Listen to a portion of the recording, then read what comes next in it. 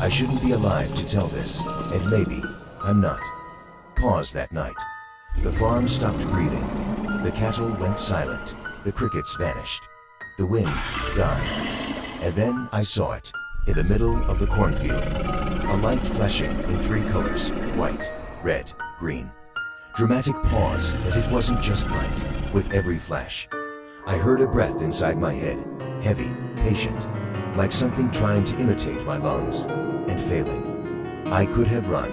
I could have locked the house and waited for morning, but I answered that light, and since then, every time I look out the window, I don't know if the farm is still the same, or if I am still the same.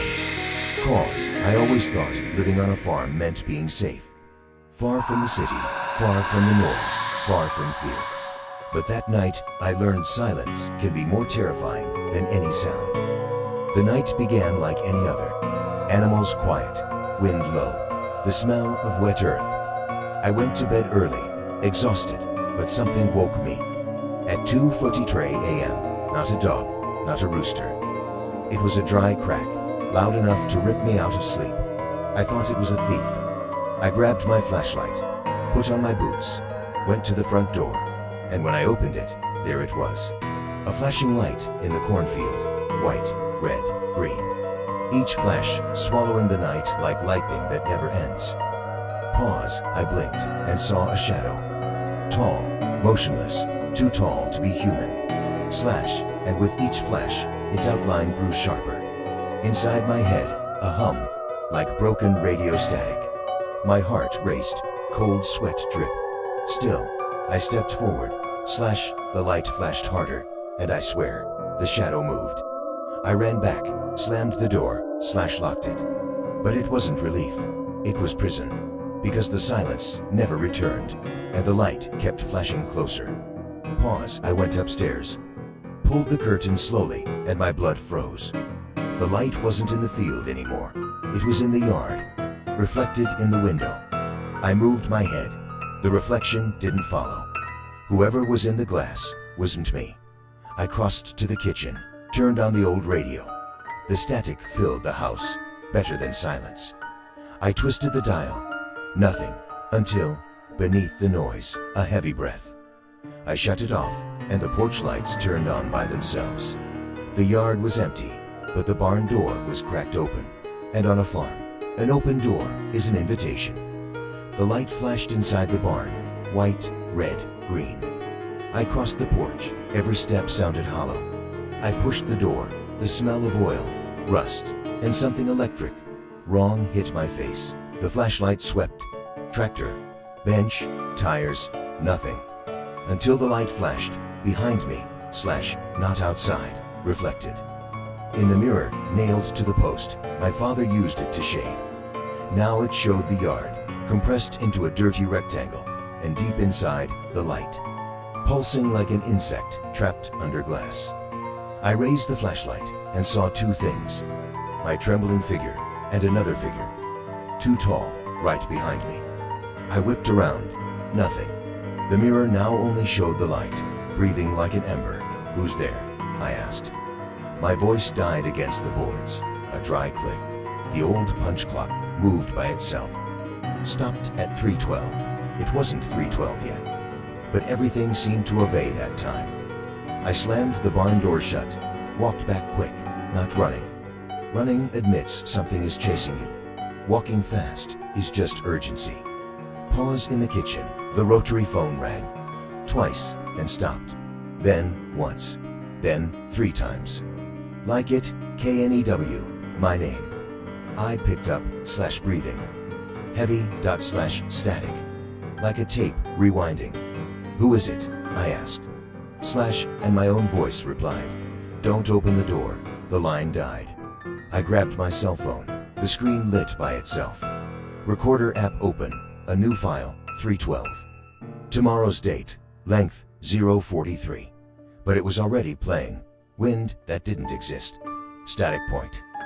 My voice, tired. If you're hearing this, don't open the door. And that's when someone knocked, 3 times. Hard, I froze. Nobody knocks like that. Not here. The light flashed, white, red/green, and seeped through the keyhole. Painting the living room, the doorknob turned slowly, like someone was learning. I locked every bolt until the final click sacred. On the table, the phone buzzed. New file, replay_1. The camera opened by itself. It showed the room./me, holding the shotgun, and behind me. Until one frame glitched, and I saw a tall outline draped over my back. I closed the camera. It reopened, letters in red. Host, active body, SYNCED. I grabbed the radio, thick static // and under it, metallic banging, steady rhythm. The lights dimmed, not the flashlight. The whole room, like the moon itself, had been erased. And in that dark, footsteps, heavy, slow, above me. In the attic, the hatch was cracked open, and the breathing came from there. That's when I remembered my grandfather. He had a strange habit. Never let the kitchen clock tick past 3 a.m. after 3. Time isn't ours, he used to say. I thought it was superstition, but now, seeing the clock move by itself to 3:12, I knew he was right. Pause, I pulled the curtain. In the cornfield, a dark circle had formed. In the center, the light flashed. The radio echoed it. 2 choices, stay inside or step in. I took the barn key, just for weight, went out the back door. The air tasted like rust. Inside the circle, the ground sounded hollow, and I went down. Beneath a room of reflections, walls of stained glass, each showing parts of the farm. In some, I saw myself watching me. The light pulsed in the center. Every reflection blinked with it. Each version of me, different, old, young, faceless, eyeless. A phrase appeared scratched across one mirror. Don't open the door. The radio whispered in my voice. If you go down, you won't come back. But I was already there. The light died. A slit opened in the wall. The phone buzzed. 312-043. From inside the slit, hot wind rose. On the recording, my steps, my breathing.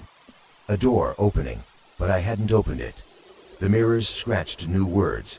Body not found.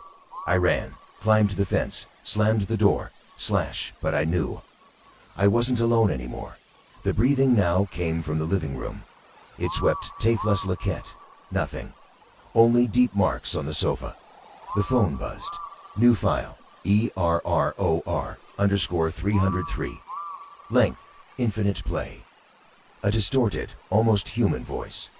You shouldn't have looked. Every light in the house exploded on. In every glass surface, the circle reflected. The ceiling groaned. Heavy steps above. I pushed the bed against the door. On the phone screen, red letters. Host. Active body. In us. The bed shook. 3 blows. The radio repeated. 3, 1, 2. Open, the voice said. The lock slid by itself. A neutral wind entered. The phone screen blinked one word. Remain. The hallway was smooth. No corners. Each step changed the sound of the floor. Metal. Dirt/water. You've entered, the voice said. Now remain in the glass cabinet. 2 versions of me. Standing and lying down. Sleeping with eyes open. The phone buzzed. New file. Host_log_1312043. And the voice whispered, from now on, I record for you then. Silence. Cicadas returned. The wind moved the corn. I wanted to believe it was over, but the phone buzzed again. A new file.